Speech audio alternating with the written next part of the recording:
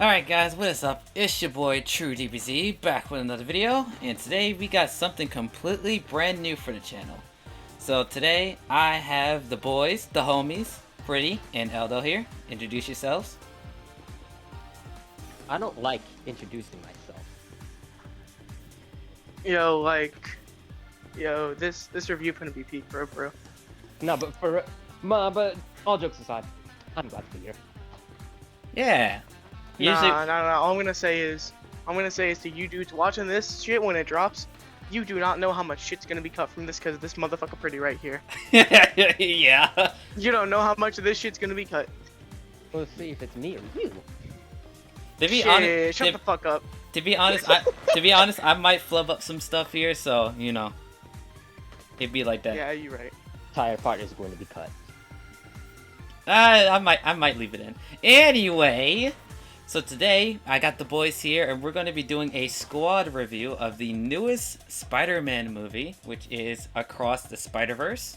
So this is the sequel to Into the Spider-Verse, featuring Miles Morales and all the other Spider-Man in the movie. So we're going to be doing a squad review. We will be going through the movie in several different parts, and each of us will be basically the leading party, and then we'll allow the other people to say their parts. So the way this review is going to be going is first we'll be going over the plot. Afterwards, Prety will be taking over the character section, after which we will be going into the animation, which Eldo will be taking over. He will be... Fuck yeah! God damn it. God damn it. I gotta cut that out. So, Eldo... So Eldo will be going over the animation, after which I will return with the sound and music, and next, the themes of the movie will be taken on by Prety, and the second to last part will be covered by Eldo. He will be talking about Beyond the Spider-Verse, which will be the sequel to this movie, and then finally we'll go over our final thoughts on the movie. So yeah, so any thoughts before we get started, boys? This is going to be very interesting. Even though it's pretty much a trend that everybody's going for. I don't really care. You know, honestly, this about to be one of the most fun True videos ever. No facts. It's probably gonna be just as good as the freaking Fighters highlight video. Oh my god, you're right, it might be. It depends Yeah. how much shit you cut out, how many takes this take. Yeah. Okay, so starting off with the plot. So the movie begins with Gwen Stacy of all characters. You'd think it would start with Miles, but it actually starts with Gwen. Gwen basically goes over her backstory with Peter and her father, and how she became the Spider-Woman of her universe. And we basically get caught up on her events after the first movie with her father and their relationship.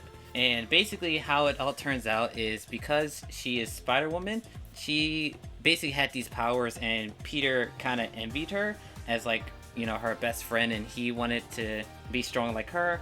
So in a kind of roundabout way, he kind of becomes a villain by transforming into the Lizard, like we all know. She has to defeat Peter, and after the whole climactic battle, Gwen's father shows up. He assumes that Spider-Gwen killed Peter, and so now there's some tension between the two. And during one of Gwen's stakeouts, I would say, like, she kind of like listens to the police radio. She overhears a villain showing up at a museum, and when she gets there, she finds Vulture, but it isn't a regular Vulture. It's a Vulture from another dimension.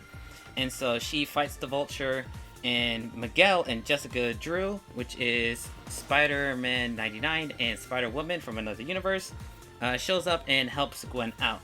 After the battle, Gwen's father actually shows up, and she actually reveals her secret identity, and Gwen's father is kind of like distraught about it because he has very mixed feelings, and Gwen at this point is kind of going through a whole like mental breakdown. Basically, Jessica Drew and 2099 are about to leave, and Jessica wants Gwen to join them because she kind of sees what Gwen's going through, and she kind of wants to help her out. But 2099, or Miguel Nohara, kind of is opposed to this, and they kind of go back and forth throughout the fight with Vulture as to whether or not they want Gwen to join the Spider Society. And by the end, you know, Miguel kind of just says, you know, whatever, you can join. And so Miguel, Jessica, and Gwen all leave, and so now we cut to months later, and Miles is doing his Spider-Man thing. He has a brand new suit, and you know, he's just going around New York saving people and all that good stuff. Miles is, you know, doing his daily thing, and he runs into the Spot.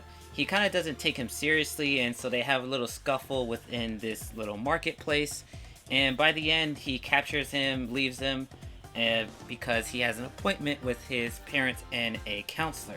And by the end he makes it to the appointment, and then, you know, he kind of has falling out with his mom and dad, talking about his future and what they want him to be, and talking about the future that they want, and Miles is kind of indifferent to it. The Spot escapes again, and he has to leave early, and so with the Spot loose, his father follows suit because he is a police officer, and they basically corner him at, I believe, Alchemex? I think like the broken down version of Alchemex. Spot takes himself out, literally.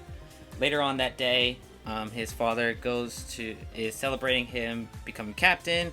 Miles is late, and they kind of have a falling out once again, and so now Miles is grounded. While Miles is chilling out in his room, Gwen shows up just like in the after credit scene of the first movie. Gwen actually meets Miles' parents, and they kind of talk. Right as this is happening, Gwen has to leave to deal with the reason why she's actually here, which we'll get into later. And as she leaves, Miles and his mother kind of have a little talk, and they kind of not fully repair what they're going through, but she kind of lets him know that she's here for him, and the fact that, like, no matter what he does, like, they will always have his back. And, you know, she let Miles go after Gwen even though he's supposed to be grounded. Miles follows Gwen, which leads him to an apartment building where the Spot is located. Gwen's real motive for showing up in Miles' dimension is to track down the Spot, because with his new ability of teleporting through dimensions, he is causing a lot of havoc throughout the multiverse, and so Gwen was trying to track him down for Jessica and Miguel. By hanging out with Miles, she actually misses the opportunity to take down the Spot, and so now Spot is on the loose, and so now she has to chase after him. So she goes after the Spot, and because Miles can turn invisible, he follows suit. They arrive on Earth 5101, and they both meet Spider-Man India, who is their Spider-Man of that Earth. They basically track down Spot here because he is trying to find all the colliders in different universes to become stronger. And so the three chase down the Spot and fight him throughout the city. They all meet up at that version's Alchemex, and they're basically trying to stop him, and the Spot basically puts up a barrier, and so after which Miles tries to absorb its energy and break through. And right at that moment, Spider-Punk actually shows up as backup. So after the Spot absorbs the collider, he gets really powerful, and after he leaves, the city starts to get destroyed. And so all the Spider-Men are left to save the civilians and try to stop as many damage as possible. As this is happening, Spider-Man India's girlfriend's father is actually a police chief, and he's out trying to save people as well, and he is about to be crushed by a building, but Miles steps in to save him, and so basically everybody gets out scot-free. They pretty much all save all the people, and then after this happens, the actual universe starts to get consumed into this black hole type thing, and it starts to get destroyed.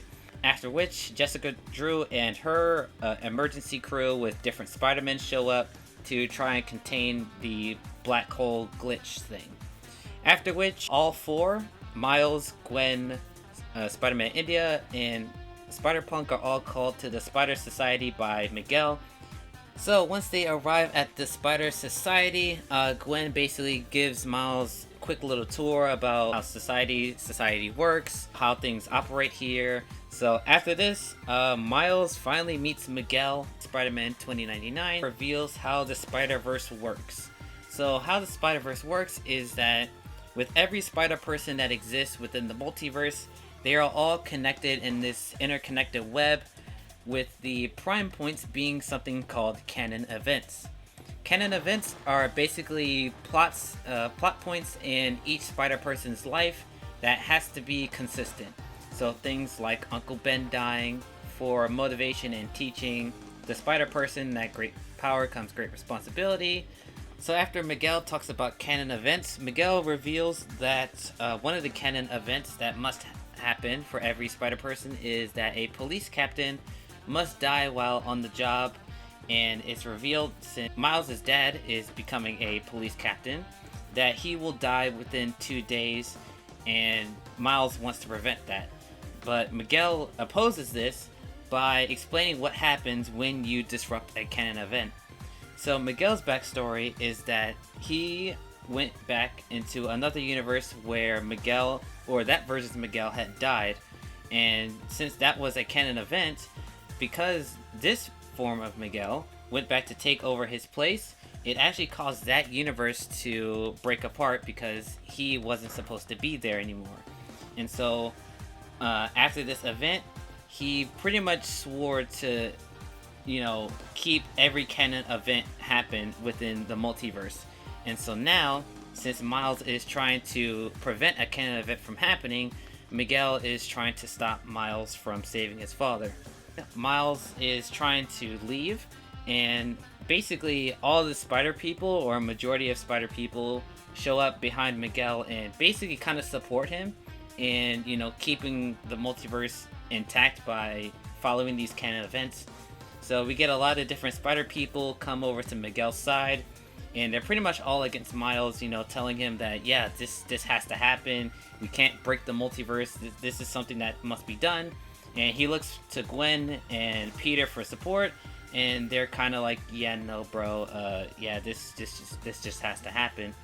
And so Miles, feeling like he has no other option, he actually runs away. So this is where the big action scene with Miles against all the Spider Society happens. He runs away, dodging all the different spider people, and basically it all leads up to this giant train scene.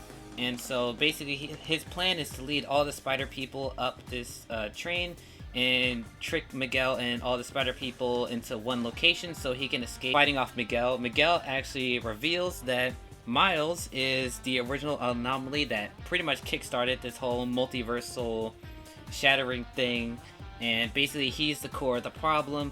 And so after hearing this, Miles is basically like, yeah, bro, I'm just gonna do my own thing and I'm gonna save my dad now, and I don't really care. So Miles breaks free and he returns back to the Spider Society headquarters and uses their computers to hack the Go Home machine.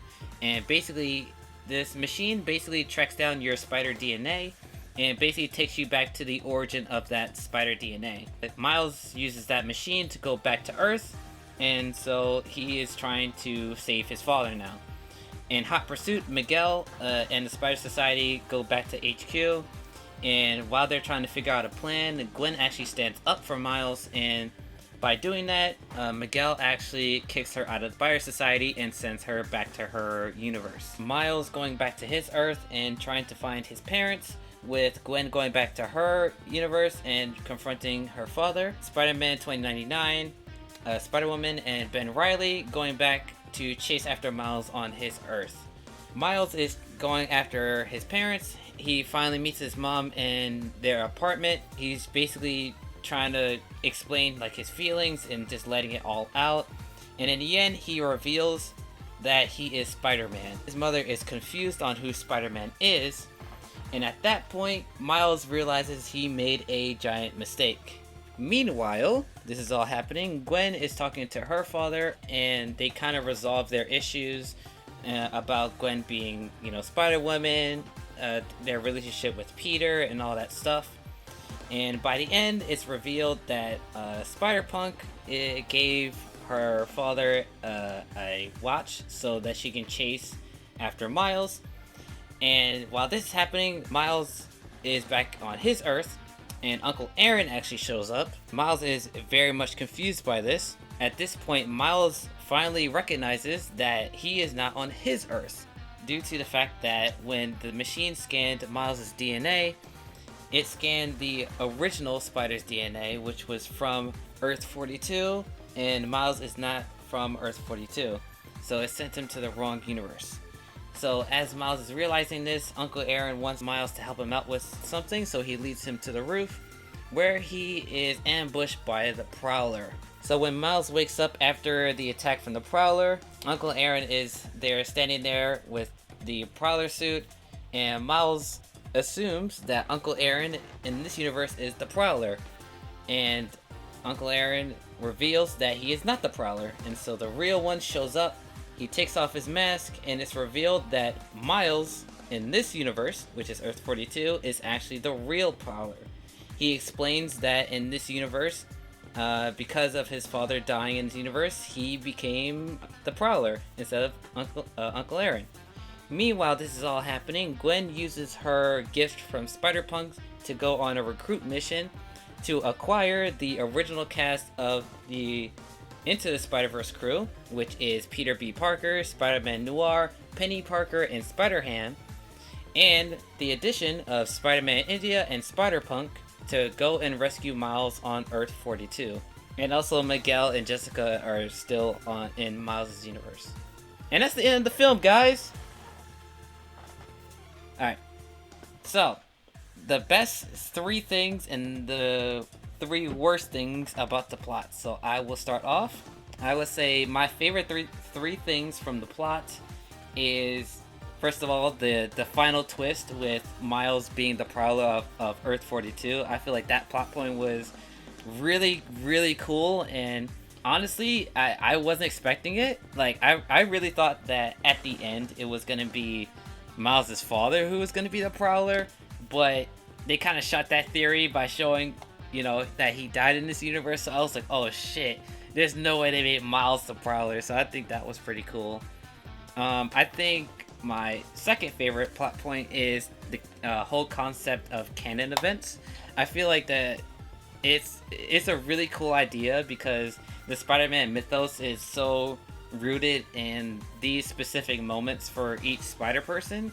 And so making that a main part of the plot as, you know, these things must happen to keep continuity.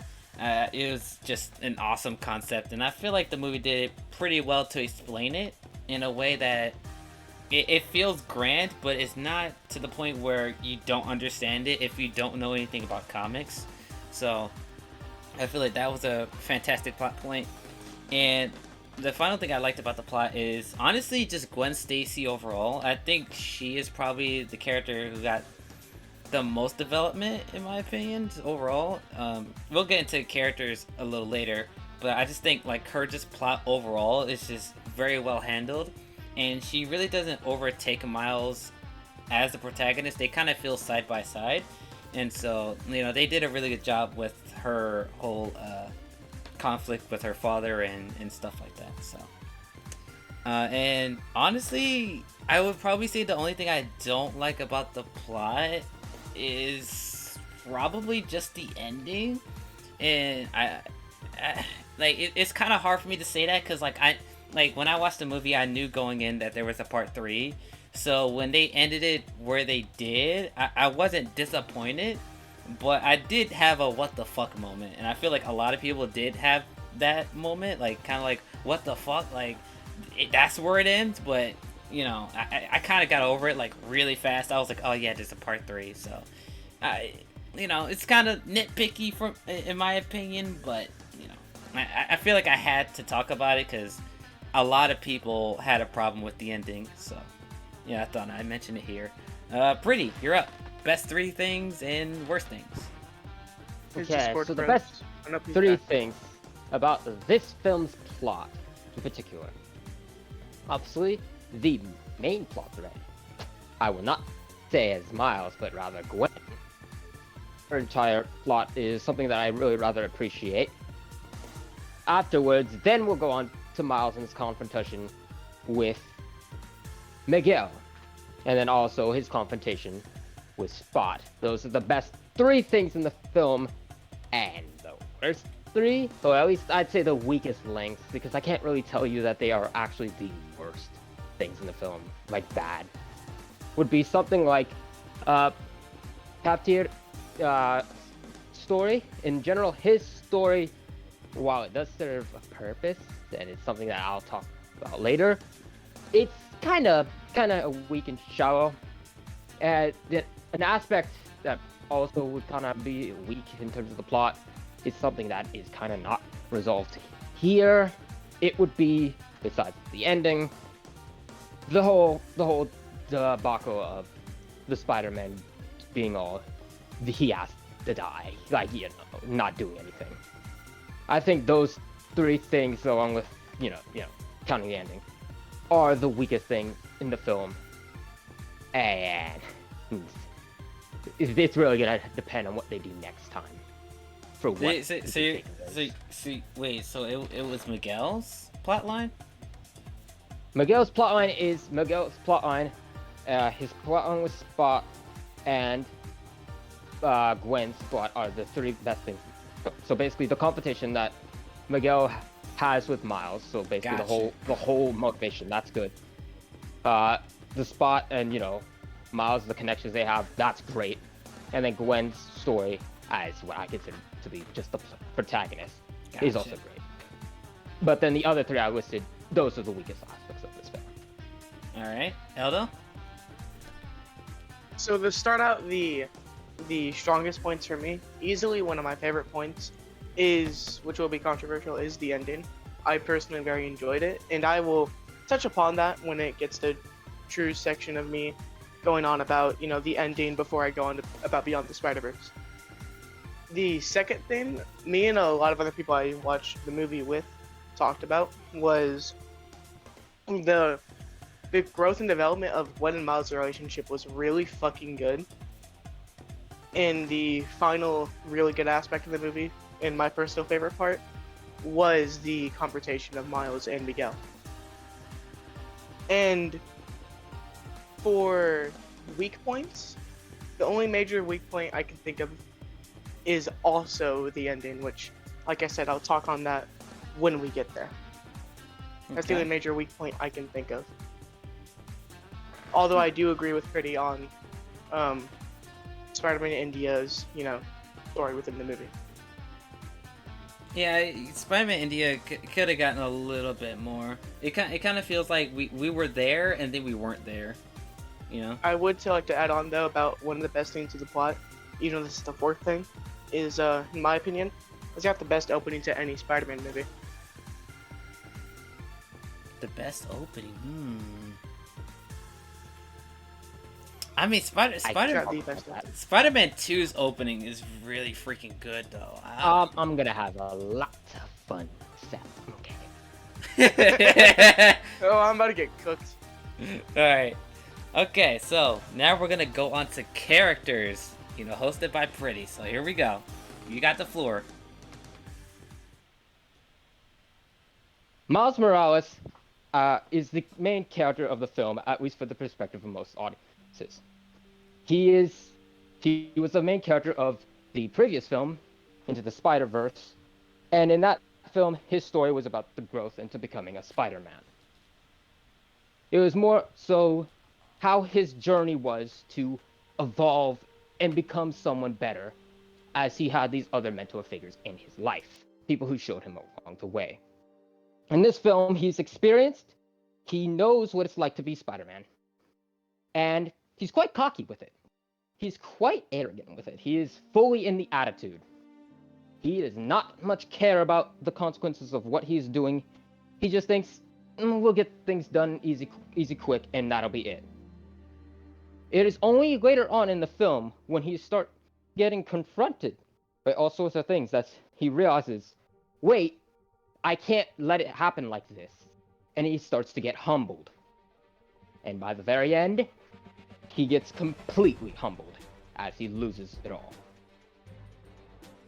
And it's all because of a character named Gwen Stacy, who starts off the film and talks about Miles herself.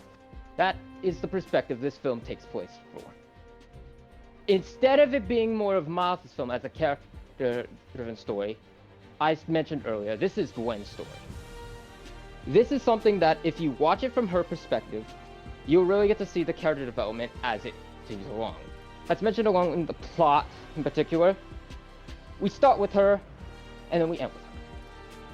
The reason we start with her in particular is because we have to see that she herself, she's kind of selfish. No, not kind of. She is selfish. She wants to see Miles again. Much like how Miles, earlier in the film, wants to see her. And he wants to see all of the other spider people. He wants to reunite with them. But because of this, he doesn't realize that he's not supposed to. He doesn't realize he can't. But Gwen knows that he can't, and still decides to go out of her way to meet him again. Because of this, she goes away from her own responsibilities and ends up causing the problems within the film that would become an issue. She is only given this opportunity by somebody who allowed her to be put in this place in the first place, and that is Miguel O'Hara, the Spider-Man 2099. This is a new character for the film, and he's quite a popular Spider-Man at that. I don't think I need to do much introductions for him, except for the fact that, unlike the rest, he was not bitten by a spider. That is just a little thing that the film does show, but I just want to make sure. In his case scenario, when we go through the plot, we see that, in particular, just like everybody else, there's a responsibility that needs to be held up, and there's stuff that he needs to tackle and just hold on to. Miguel tries to take the selfish route. He tries to do something just for himself, just once. He pays the price for this. And now he's living with that grief. So when he faces off with Miles, when he faces with Gwen, he knows, and that's why he was like, all right, I'll do this for Gwen.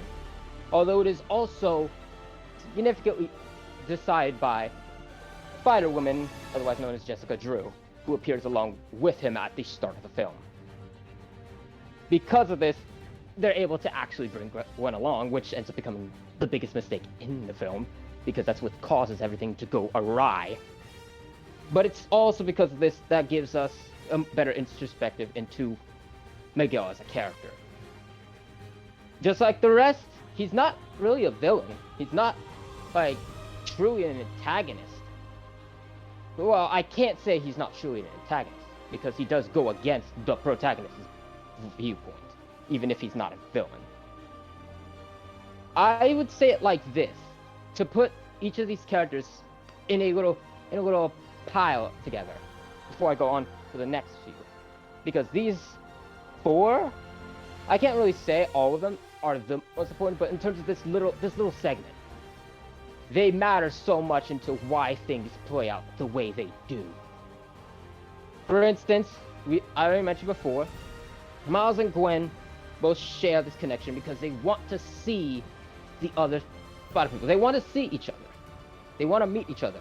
One doesn't know what it's like to actually do this, so they're like, okay, I want to do it. They don't realize the problem with doing this until later on. The other person knows the problem, ignores this, and goes on to do it anyways. And both of them share one particular thing in common, and that is the fact that they both kind of don't get along with their parents.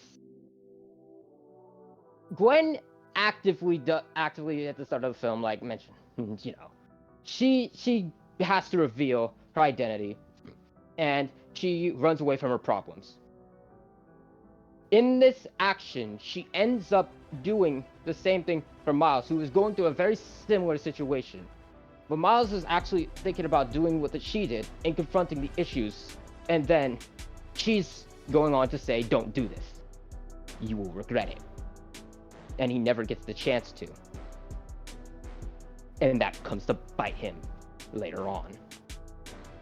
Because characters like 2099, Miguel O'Hara, and Jessica Drew are there are people who quite literally have gone through it. So they understand, they look back at this and go, there has to be some kind of mercy. There has to be some kind of semblance of humanity to it. You can't just say no because it's the logical thing. You have to give some sort of emotional connection to understand. And no matter what, the connections they all make are what give forth to what happens in the future. For instance, somebody like Miles' entire existence, the connections he makes, is what gives birth to a child for Peter B. Parker. The only reason that he, who comes back from the previous film as not just the mentor character anymore, but rather a finalized character, he's gotten through to his arc because of Miles in the last film. He comes back with his daughter in this film. He is able to show off that because of what Miles did, he's able to show him that I have a kid. This kid is the symbol that you've done something for. And it goes directly against what Miguel wants to talk about. What he wants to go with the whole, I wanted to be selfish for a bit. I wanted to take this action. I wanted to do this, but I couldn't, and I lost the chance because of it. It's stuff like that kid existing, and what happens with the ending, and what happens with Miles' entire life, that kind of shows a little limelight on the idea that it might be wrong. It's also because of the fact that Miguel doesn't really like Miles because he don't want to stick to the picture. He don't want to stick to the plan. He doesn't want to do things one way, even though he sees right there, no, it should be like this. Kind of like how he's kind of thinking to himself, Gwen is a liability. He doesn't like Spider-Punk as well, or Hobby. He doesn't like him at all, because of course he doesn't. Hobby is everything that Miguel would hate. He is everything that Miguel doesn't want to deal with, because it's a rule breaker who's chaotic and doesn't believe in any form of consistency. Throughout the film, you think that, oh, he's going to be a character that's introduced as just the kind of character you want to hate. And it's played off that way at first, only to be revealed that, no, he's actually quite the nice guy. He goes through things pretty swell, and he's actually giving us a pretty good idea of, oh, okay, so he means well, he's just not exactly the kind of person who will abide by your rules. He'll do it his way and his way alone. It's because of him that when later on in the film, when Miles is told about what has to happen and what his place is in all of this, and realizing that he was lied to, much like how Gwen lied before about multiple other things and caused him to lie. Now, thanks to what Hobby did, or Hobie, Miles escapes from that little trap of his, and now he's forced to directly confront not just Miguel, not just anything, but all the beliefs of the Spider-Man who believe in the fact that you have to make a sacrifice. You have to lose something. Otherwise, the whole point of you being a hero, not just Spider-Man, a hero means nothing. But him, he doesn't believe in that. No. He wants to think that if you don't do anything, if you just sit there and let something happen, how can you call yourself a hero? You have to do something for it. It's because of someone like that who is rebellious that is able to awaken something within Miles to get him to actually do something so that he can just find himself. Because earlier in the film, another Spider-Man in particular, who they were trying to help with, because there was both him and the villain, who is more or less the obstacle that Miles starts off as, oh, he's nothing. Oh, yeah, he's just a villain of the week. And then evolves into a different breed, into a whole evolutionary villain. The Spot is basically just the main bad guy without being the main bad guy. He disappears halfway in, but he's still majorly an overall threat that will remain even till the end of the film. You still think about him throughout the entire thing. It's because of Miles meeting someone like Spider-Man India or Pavtar that he's thinking to himself, or Pavtar, he's like, this guy has no responsibilities to worry about. He has everything easy in his life, and he got invited to this place. Because of how, later on, obviously with the plot, that, okay, Miles gets revealed that he's not supposed to be here. He's not supposed to be a Spider-Man. None of that. So it clicks in later. But at this point, he's kind of like, how come this guy gets in? Pavtar doesn't need any responsibilities. He's so cocky that when they think that the Spot is finished, he goes out of his way to say, this is another easy adventure for Spider-Man, before everything starts falling apart for him. So his character arc just kind of goes down a you lose situation. The Spot, he is quite literally a gag in the first movie turned into the main threat of this one, or the main looming threat. Even if he's not the one you see at the very end when you're really just going to the final fight, the climax, he is much of the threat of death, the looming threat of what death is. That's like a bit of a theme, but I'll just keep it brief and go to the fact that do not make fun of the Spot, because he is much more dangerous than you think he is. And I went in not believing that he was going to be that dangerous. Now then, if we just go on to like, why is the Spot even close to being dangerous? Why is he dangerous to this plot in this story? It's very simple. Because he's going to take everything from Miles. And what is everything from Miles? That's what his connection is. That's his father, Officer Davis. Jefferson Davis. Who is soon to become captain. Much like how True stated earlier when he was talking about the idea of when they become captains, they're going to die. It's, from my perspective, the way I viewed it is, it's not just the idea of they have to become captains to die. It's more of, you're going to lose people along the way, and you can't deal with that. That's a bit of a theme, but you know, they kind of blend in.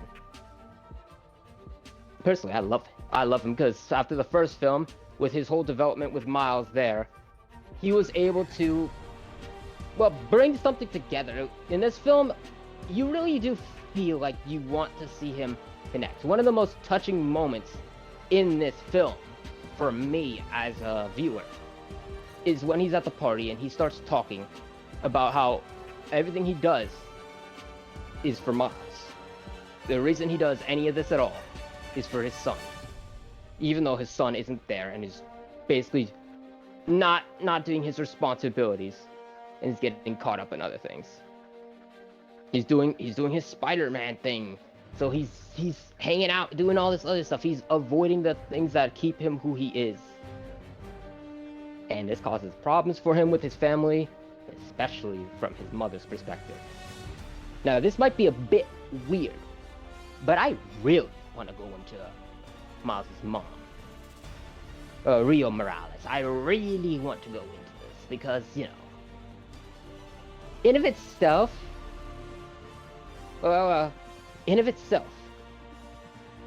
she's kind of like the Spider-Man 2 Aunt May. Like, it's weird to say it like that, but like, if you've watched this film, and if you watched it more than once, especially, you're paying attention to this, you really know that you see this, and you go, oh, she knows Miles is Spider-Man. She is waiting for him to actually come out and say the truth. And even though he's not able to by the end, the whole fact that he was going to is what made her say, okay, go off with it. And that's like my interpretation, sure. But I believe the signs are there. Because not only does this come up here, it comes up later near the end when everything is gone to hell and everything is gone down to a waste. When Gwen confronts both Miles' parents. The one who actually speaks back and saying, go, do this, please, is Rio. It's Miles' mother. She's the one who actually seems to understand the stakes of the situation. And because right before this, you have Gwen reconcile with her own father and acceptance for that Gwen's able to do this. So you see these looping threads that connect to each other like a web. Like how the film talks about how everything within the canon is a spiral web. The characters and their developments and what makes them who they are is the same way. If I wanted to make this a bit more brief, and just to close up a bit more on the characters themselves, I would say it like this. We believe in this story that Miles Morales is the main character.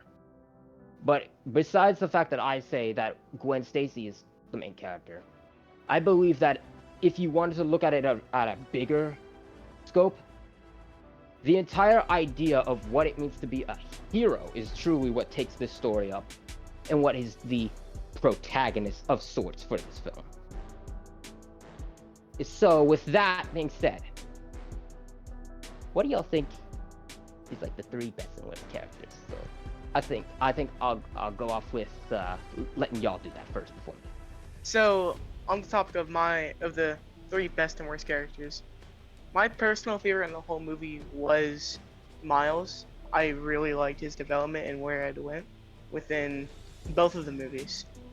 I also really enjoyed, I'd say the second best character would probably be Gwen.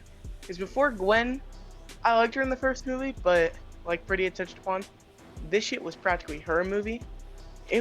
Her development was really fucking good, and I loved where they were taking it. And like I mentioned before in my favorite points of the plot, their relationship was one of my favorite things in the movie.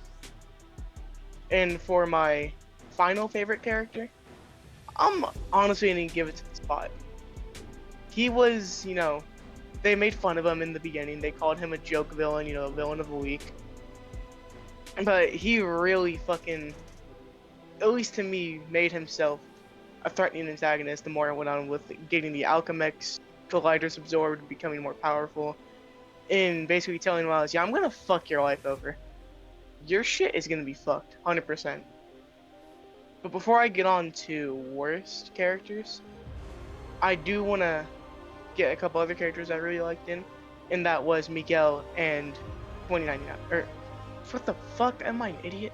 Miguel and Spider-Punk. I think they're both absolutely great characters in the movie. On to the worst characters, though. I can't really think of anybody I disliked. If I had to pick something, I wish they, on the topic of what Prety brought up for one of the plot points, I do wish they did do something more with Spider-Man India. I hope they do more with him in Beyond the Spider-Verse. And that's all I can honestly think of as far as worst, because I pretty much liked the direction of pretty much every character they took it. Alright. Very good, very good. My top 3 favorite characters. Okay, so easily Peter B. Parker, in his return from the first movie. He feels completely different, but the same character at the same time. I just like how enthusiastic he is about his life, which is a very different position he was in the first movie, where he was kind of like in this, I don't really care about stuff, but I have to be the hero, so I'll do this. But now he's like genuinely happy now, and having Mayday be there, and have her be kind of a source of comedy, with Peter, kind of like flaunting her around and like saying like, yeah, I'm a father now, like this is great, like I love Mayday. Like, we've never really seen this side of Peter outside of like very specific situations with Miles, and at the very end of the first film where like he's like genuinely happy. So like seeing this like very different Peter, it was very heartwarming to me, just knowing like where he came from and where he is now. Probably my second favorite character is Miguel as Spider 2099. I love him as an antagonist. He felt like, honestly, I was more afraid of him than the Spot. And I know by the end, like, the Spot becomes like this amalgamation of like time and space and stuff, like, and he gets like really strong. But by the end of the movie, like, even though we don't like see Miguel like at the last part of the movie, because it's focused on Miles and like the big reveal, just in the back of my mind, I'm like, Miguel's gonna like show up. I thought he was gonna show up at some point, and he's just gonna be like, yeah, you messed up big time. And I was really hoping he would be there at the final scene of the movie, because I feel like at the point where he chases after Miles, he kind of disappears from the plot at the very end, and I was kind of hoping to see him a little bit more. But in the scenes where he is there, like he completely steals the show. the guy who voice acts him was freaking fantastic. Like the train scene where he's like explaining to Miles that he's like the origin of all the anomalies. Like you can tell the voice actor, like he killed it. And like I felt his pain when he was talking about his backstory, about his daughter and his family, and I really believed him when he said, "Yeah, Canada events has to happen, and there's no like in between. This has to happen," and I actually believed him. And so yeah, Miguel is a fantastic antagonist. And my final favorite character is honestly Spider-Punk. He was a great source of entertainment and fun. He was pretty much, he kind of felt like a rival to Miles in a way. Like he kind of felt like a rival in terms of like power and skill. You know, he kind of like when he first shows up, he breaks the barrier that Miles couldn't, and he even teaches Miles how to use his powers even better than what he knew. So there's kind of like a little bit of a rivalry at first, but by the end of the film or by the midpoint, they're kind of like best buds. Like they kind of just vibe together, and they're like, you know, just vibing. And if I could like describe Spider-Punk in one word, it would just be vibe. Like he kind of just like goes on his own, but you can tell like, you know, he has a responsibility. Like he feels like a sense of responsibility for some things, but he's just like, yeah, I'm gonna just do it like my way. And I just love how like Miguel is like this so straightforward leader, like this has to be it, and Spider-Punk is like, yeah, no. It's like, no, I'm not doing that. So, you know, those are my top three.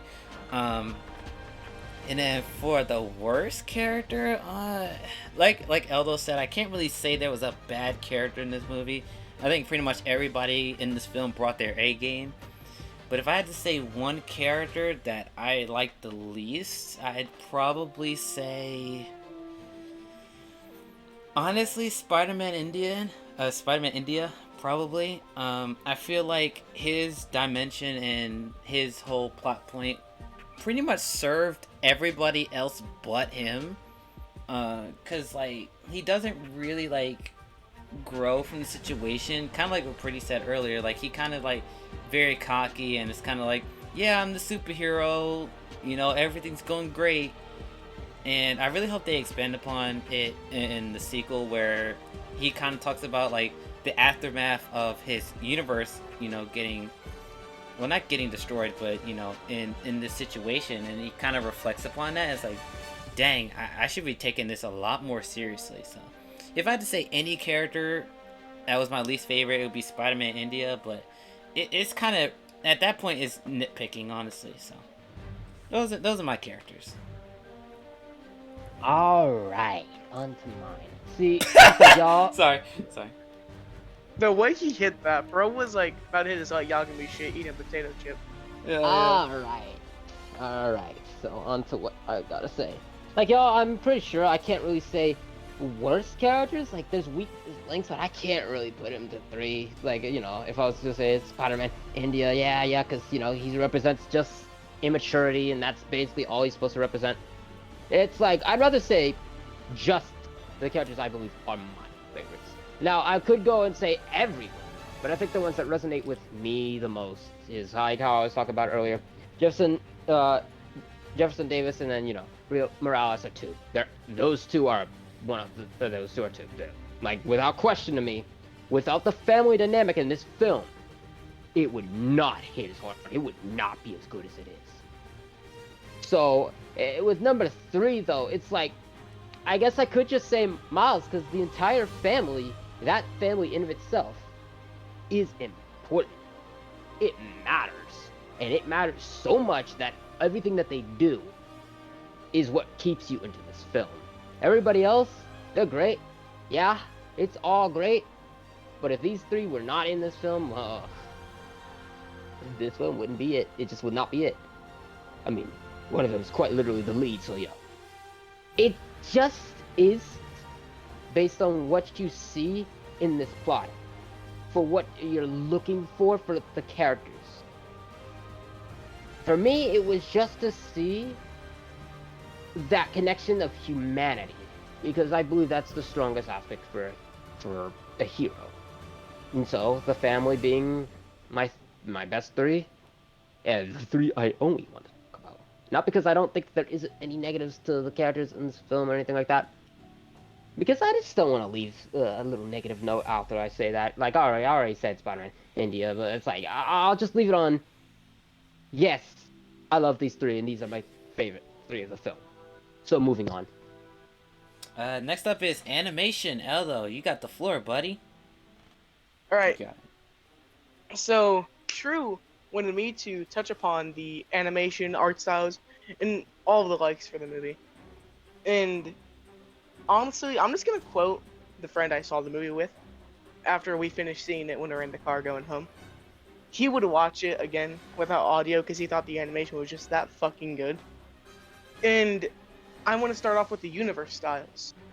So we open up with Gwen's universe being this cool, like, paint, kind of watercolor style looking world, universe background, however you want to describe it. And it stays that way until it kind of changes a little bit during the museum fight. At least I kind of noticed it changes a slight bit, not that much. We also have the other universes like Miles, where, you know, I'm sure you're watching the second, you've already goddamn seen the first movie. You know, it just looks the same. It's gonna be what you expect the movie to look like. It still looks fucking amazing though. Not undermining it. It still looks absolutely amazing. And the next universe we had went to was Spider-Man India's, which is this really fucking dope style of just these bright contrasting colors. And, you know, it just makes a lot of the action pieces and the set pieces during that section of the movie look absolutely fucking gorgeous. Like the big, well, not big necessarily, but, you know, the little fight they had with the Spot trying to stop him from getting the collider. In the big scene where they're all on the bridge trying to save everybody. Of course, which Miles disrupts the canon event by saving the captain. It causes for some really great looking visuals during that scene. And the next universe we go to is Nueva York 2099's universe. I don't remember the Earth name, don't kill me over it. It's this really dope futuristic style that we get of seeing, you know, what a future New York would look like. Really bright, really big ass buildings, a dope ass train during one specific scene. But it even changes up a bit during, you know, like scenes where we get the explanation of how the Spider-Verse works, how the canon events work. We see, you know, like everything dims out, we get these cool fucking bright oranges and reds coming out with this big huge dark background just explaining what's actually going on. And, you know, we even get to see some real dope character designs within that section, but I'll touch upon that in a second. In the final universe we go to is Earth 42, which is, like, structurally wise, basically the same exact as Miles' universe, although it's a more, like, dark, gritty style. You know, there's even, like, some little small details you might have noticed to tell you it was a different Earth, such as, you know, not just only the style, but, like, Miles's hoodie, it was a different color. It was a purple instead of its usual red. This brings me into character designs. And, you know, the character designs for the big names, you know, like, you know, Miles, you know, he does get a redesign, and personally, I prefer the original suit from the first movie, but the second suit definitely grew on me as it went on.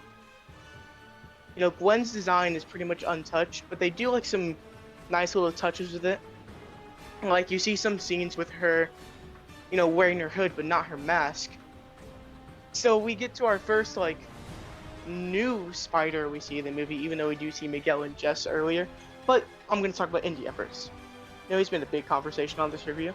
But his design is fucking badass. You can see, you know, when we do see him temporarily outside of his actual spider suit, when we see brief flashbacks of him explaining his life, you know, he looks like that perfect, cocky son of a bitch. He even talks about, you know, I don't work out because I want to get too big or something along those lines. His suit is really fucking cool looking. And the weird, like, fucking arm bracelet that he takes off to use, like, a yo-yo to fight is a really cool idea. I think it's pretty sick. So the next major spider we meet during the battle in Spider-Man India's universe is Spider-Punk, who he's definitely the fucking standout visually because he's constantly changing. He's not consistent. And the reason his animation isn't consistent, why his guitar goes at a different frame than him, why his overall look is constantly changing with the colors and such, is because he made a joke earlier in the movie. He doesn't believe in consistency.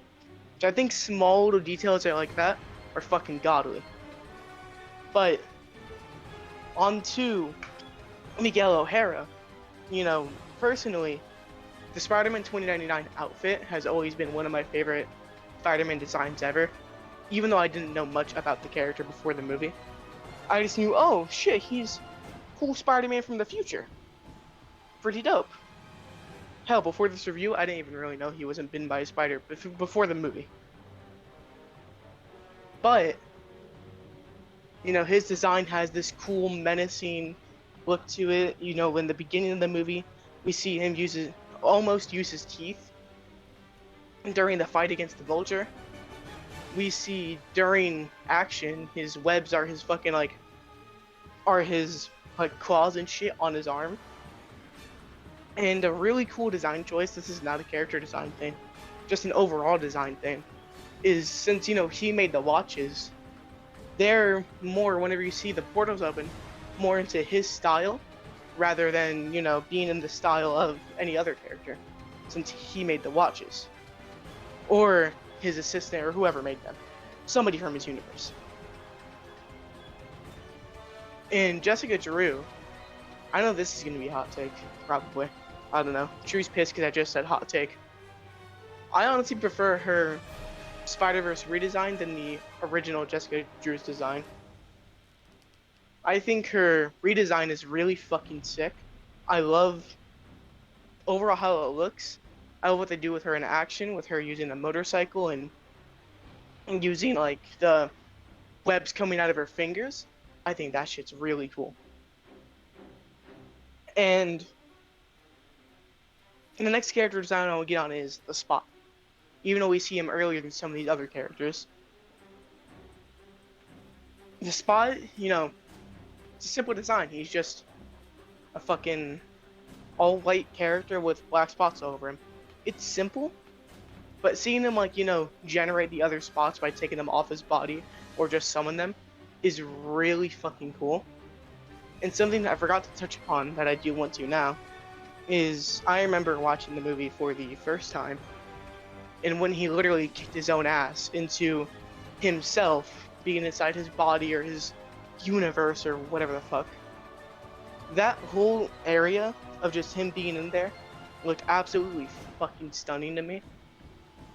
So, another villain from the movie I'd like to touch upon for their character design is Vulture. You know, he's from this, like, Leonardo da Vinci era, this other universe that, you know, is very old-timey, Victorian, Leonardo da Vinci era, like I said before. Repeat myself, I'm so nervous. He's, once we get to him in the movie during the Gwen fight in the very beginning, it's really fucking, at least to me, it was very fucking jarring at first to see him there because of how different his art style was. But then it's just such a standout that it looks so fucking badass. Seeing this, like, kind of like almost he was cut out of a fucking book, because he just looks like really old fucking paper. Just seeing him there, I think his design, and just being the first character we really see with a drastically different art style, was really fucking cool. And for the next character I want to touch upon is the Earth 42 Miles Morales, who has a very drastically different character design compared to our Miles. As you see, he's rocking, you know, different hair. Even 42's version of Rio, when she met our Miles, was like, did you change your hair? What the fuck? It's different now. Like shit like that. And his prowler design is really fucking sick. The like little collar going up right by his mask. His mask is super cool. His shoes are godly, by the way. And having kind of like the little kind of like spider symbol on his chest was really fucking dope. And his whole design was just really fucking sick to me. Into seeing, you know, just what Miles would look like as the Prowler. And this very last section on character design I'm going to touch upon. It's going to be brief because we did agree we'd touch upon this later. But seeing all the other different Spider-Men in the HQ was really fucking sick. Seeing all these different styles, some of them being ripped straight out of a comic book, some of them with a more comic book animated style to them. One of them even being ripped straight out of a fucking video game. Seeing all those different art styles in that HQ was so sick. And, you know, there's a reason there's a whole section dedicated to just cameos, because there's so many goddamn cameos. And a lot of them brought some different art styles in some form. And that's going to be fun to touch upon. This movie has some of the absolute best fight scenes I've seen, probably just in general, not even just in animation. With some of the action, you know, how I mentioned earlier, Spider-Man in India, him having that bracelet kind of yo-yo and having it help him fight is such a fucking cool thing to watch in action. You know, speaking of different things to see in action, watching the entrance of Spider-Man, or Spider-Punk, sorry, just crashing in with his fucking guitar, seeing all of his colors pop out. You know, the fact his guitar goes at different frames than him. In fact, he's an inconsistently animated character. Just looked so fucking cool. And we also have the big crazy action set pieces like I touched upon earlier, like during the Spider-Man India universe. Seeing all the buildings towards the end of the fight get sucked down into these portals. Seeing the building come crash down upon the bridge and trying to save everybody last minute. All these like really cool action scenes really fucking stood out, and I think will age very well. Especially some of the web swinging in this movie, despite it being, you know, more or less kind of brief with most of them. There's a lot of really dope web swinging scenes, like again in the Spider-Man India section, when they entered in chasing down the spot. I think the web swinging in that was really good. And I think seeing like the fights with 2099. Of course, you know, the big action scene that everybody's gonna remember is the chase scene of all the Spider-Men, women, and the likings, including animals, on Miles. And there was so many like really cool action in that scene alone, especially with 2099, seeing how he's this more, you know, it's just more kind of like brutal fighter slamming Miles, you know, using his claws to climb up the train, seeing how aggressive he's doing it to get to him. And just the cinematography of the scene, seeing, you know, all these Spider-Men chasing him up there. And Miles just, you know, kind of in a similar vein of the What's Up Danger scene, just jump off the train and then use his camouflage to get away, is a really, really fucking cool moment to me, a really good action set piece. And Earth 42 didn't have very much action with it, but its very brief scenes were cool with, you know, Prowler Miles just ambushing him and knocking him the fuck out without giving him any time to breathe. And we do get that very brief but cool scene of Uncle Aaron punching the punching bag Miles is strapped to with the power glove on, and we get this really cool scene of all the colors popping out, showing like the sheer amount of impact that punch had behind it because of the glove. So on to the final part for animation, and that is the atmosphere that the animation captures. And you know, I touched upon earlier with the universes about how different their art styles were.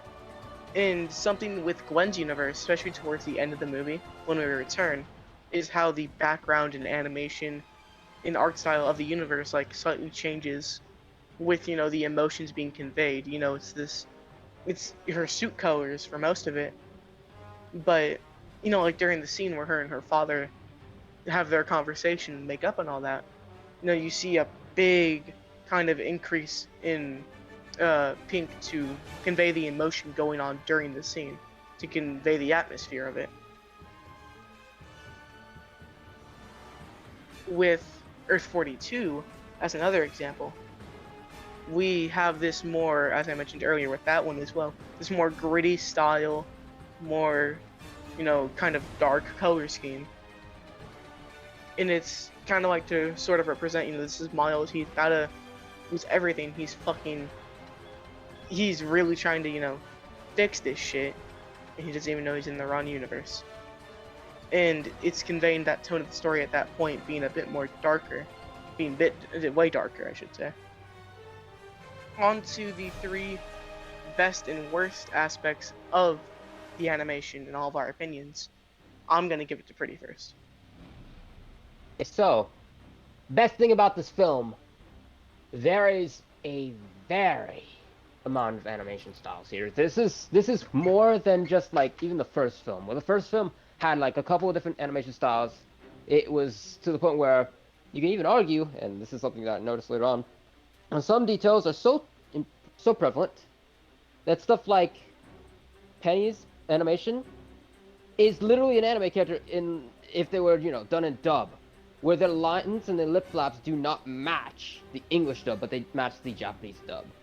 Think about that. Now put that up to 1,000,000. The attention to detail here is brilliant. Some things might overlap into, you know, cameos, but for the cameos' sake, without saying what they are, they nail them as perfectly as they can to the style of this film. And I think that that's what makes this film just stand out. It is practically a whole new standard of what you could be doing to make animation stick out to the eyes of the viewer. It's like, to give it 3 best things, I can't say 3 best things. I just think in of itself, the animation is just fantastic. I can't really go much, like, deeper in it than that, other than to say, like, one of the characters, like it was mentioned before, Spider-Punk is quite literally an inconsistently animated character because that's what they believe in. It's that crazy. And so, like, if you want to say, he's definitely the best animated thing in the film. And then following him is the Spot, because the Spot is rough outlines of a drawing character. He's literally just a sketch that becomes a full character later on. And then, you know, Gwen's world. That was brilliant for me. Especially the shots between her father and her, like, at the beginning, where it's the standoff, and she's talking to him, but he doesn't listen. I think, like, stuff like that, those are the best things if I have to actually get something out there. Worst aspects? It might be a bit too much. I think this might be overload. In the first film, if you were worried about, like, the glitching effects, because the glitching effects might have been too much, yeah, it returns here. So if that's not your cup of tea, that's probably going to mess with you. And because there's so much on screen, there's so many varying things you will run into, there is a lot of chances you are going to get fucked up. So animation, my favorite things about the animation, I would probably say the variety of different styles, just like Prety went into the different universes, the different characters, the way they all come together within this one universe. It's just amazing. Like, in particular, I remember when Spider-Punk first arrived in the movie, and how he contrasted against the style of the Indiaverse, and like how like dark he was, and like it kind of looked like he was kind of made like out of paper mache at certain points, and it was so much different than the other characters, and I was like, wow, this is literally amazing.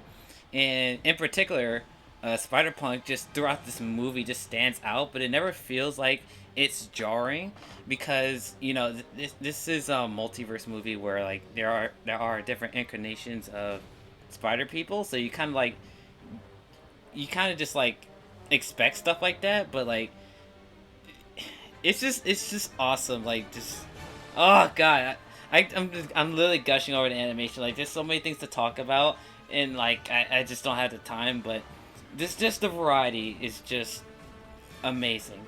After that, I'd probably say the fight scenes in general is definitely a step up from the first film.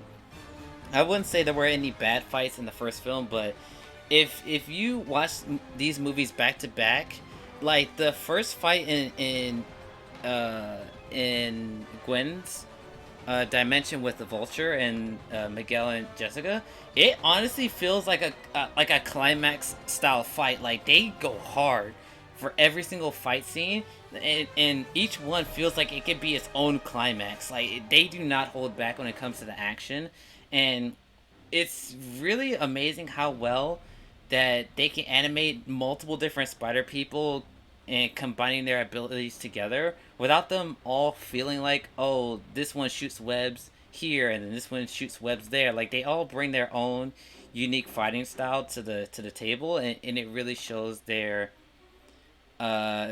creativity when it comes to all these different spider people. And the last thing I would talk about is honestly the subtle background storytelling when it comes to the colors. In particular, when it comes to Gwen and her father, you can notice that the colors in the background change based on the character's emotions.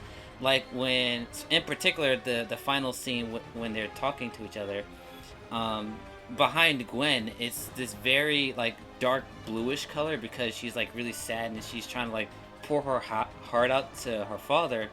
Meanwhile, when it cuts over to her father, one side of him is blue and the other side is like kind of like this like purplish red, and it feels like through the background storytelling that he's very conflicted on his feelings on this whole situation, but you can tell like he's trying, like he's almost there, and slowly as he's talking to Gwen, the color shifts back to blue to match Gwen's and to finally show like he understands and wants to support her now. So like storytelling like that from the background colors is like fantastic, and in particular, like I said, with Gwen, it really stands out because her dimension style is this very soft paint water-like colors, so you can notice it a lot more. And if I had to nitpick anything about the animation, I'd probably say I feel like they could have done a little bit more with 2099's dimension. It was bright and colorful and very futuristic, but I feel like they could have done a little bit more, like maybe add like I don't know, like it feels like not like every future we've seen in like other animated movies, but it feels like Miles's verse but brighter and with different like buildings. You know, it feels like in a similar style, but it's the colors and back and the environment is different, and I feel like they could have done a little bit more with 2099's world in particular, but it's honestly such a nitpick that it's kind of like it's really not that big a deal because, like I said, the color scheme for 2099 does make it stand out. I just wish they could have done something like very specific to this dimension, like with Gwen or with India. But it's nitpicky. Honestly, it's nitpicky. I mean, I kind of do actually have something to say to that. If I could just butt in for one. No, go ahead. Go ahead. When we're at New Nueva, like, you know, like upside, on the upside of it, it's like, oh, it looks nothing like it. But then when we go downtown, we actually see that it looks almost identical to Miles' home, and that's because, you know, the place is the future. It's supposed to represent the future of New York. Yeah. And so it's making it look similar and having that similar mindset kind of keeps us back together, you know. Yeah, but I just wish there was a little like something like maybe have different like maybe have like, cause like on Miguel's design you can tell like on his human face you can tell like there's certain like pencil strokes on the like the way his face is sculptured. Like I feel like they could have a little bit more of that like in the background a little bit. Like I don't know. It feels like it could have been a little bit more, but like I said, it's nitpicky. It's very nitpicky. I do get both points because I do kind of wish they did do something a little different. But I do feel like the color scheme itself makes it stand out. Like you're never confused on where you are in this movie. So I guess I'm just gonna start with the worst, which are just more a little nitpicked with me. I'm just gonna start with the worst since we are on the topic of 2099's universe. There are some scenes where, like Prety had mentioned, you know, if you weren't a fan of the glitching, you're not probably gonna have the greatest ride with this movie in some visual moments, because there's like, you know, these crazy action set pieces with the art style that sometimes, you know, you might get a little bit lost during some of the moments during the movie. And besides just genuinely like so much visual noise that you might get lost, it's only the real nitpick I have with the movie. Aside from that, onto like positives, you know, with one of my favorite things of the movie, kind of like a Prety brought up, just the animation itself is absolutely amazing, especially with the little details. You know, like with Spider-Punk being inconsistently animated because of a joke he made was really good. And some just little Easter eggs thrown in there, you know, like Miles in Earth 42 when he was in there, his hoodie being a different color, because of that was the universe's style, and it could have been another way to represent that world's Miles was the Prowler. And the little just hidden things thrown in there throughout the movie with its animation were just really, really good. I think another really strong point of the movie was also the character designs, how vastly different they were with the variety. You know, we see Ben Reilly's Scarlet Spider look completely different than, you know, somebody like Gwen. He's this more like darker drawn, comic book looking kind of character.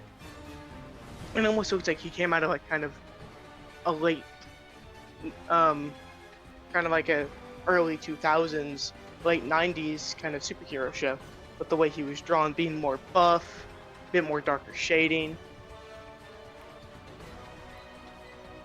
And, you know, and even just the little details they throw in to have some sort of plot significance. Like how they touch upon, you know, the spider is not from Miles' Earth, rather it's from Earth 42. And then you look back at like some flashback scenes and the scene where he gets bitten into the Spider-Verse where it glitches out. I know this isn't applied to particularly across the Spider-Verse, but that small detail in realizing that's what it was because of Across the Spider-Verse, it's such a good detail in just Into the Spider-Verse. And like Prety had mentioned before, there's so many great little small details drawn in to the animation of just this movie.